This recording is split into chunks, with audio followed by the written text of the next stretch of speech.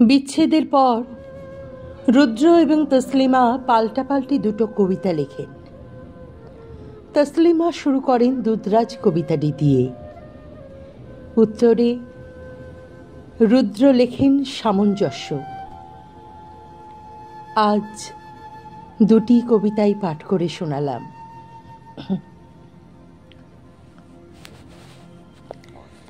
তসলিমা নাসরিনের লেখা কবিতা দুধরাজ। কেউ শখ করে পাখি পোষে, কেউ বা কুকুর, আর আমি এক পা এগিয়ে গিয়ে একজন কবিকে স্বগৃহে শখ করে পালন করেছি। পাখা নেই, তবু সে উড়াল দেবে।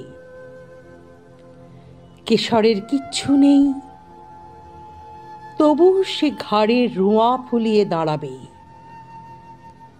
খেতে দিই, বুকের বলকলে ঠেকে বলি, ঘুম যাও। কবি কি ঘুমায়? বিড়াল নরম হাত থেকে বের হয় তার ধারালো নখর, আঁচড়ে কামড়ে আমাকেই আহত করে। বাদুড়ের মতো ঝুলে থাকে আমারই পাঁজরায়।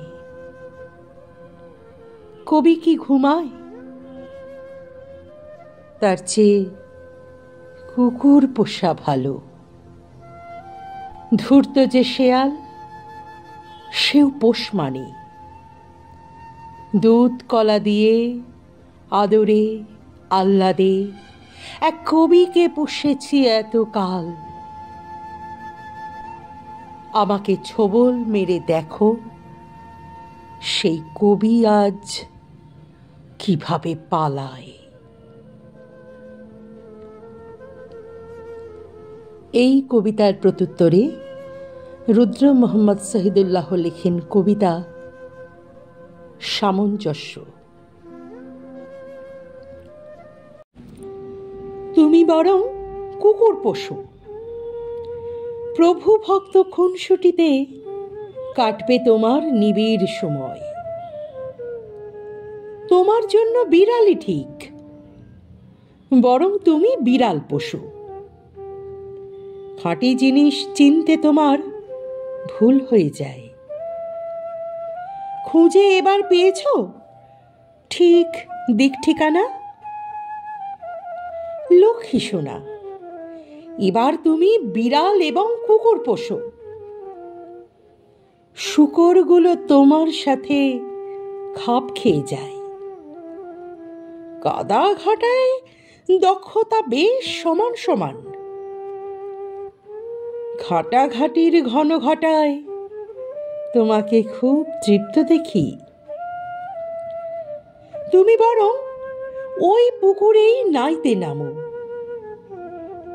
পঙ্ক পাবে, জলও পাবে, চুল ভেজারও তেমন কোনো আশঙ্কা নেই। ইচ্ছে মতো যেমন খুশি নাইতে পারো। ঘোলা পানির আড়াল পেলে কে আর পাবে তোমার দেখা? মাছ শিকারেও নামতে পারো। তুমি বরং ঘোলা পানির মাছ শিকারে দেখাও তোমার গভীর মেধা। তুমি তোমার স্বভাব গাছে দাঁড়িয়ে পড়ো। নীলি ঝিলির স্বপ্ন নিয়ে আর কতকাল? শুধু শুধুই মগজে এক মোহন ব্যাধি। তুমি বরং কুকুর পোষো, বিড়াল পোষো। কুকুর খুবই প্রভুভক্ত এবং বিড়াল আদর প্রিয়। তোমার জন্য এমন সামঞ্জস্য তুমি কোথায় পাবে?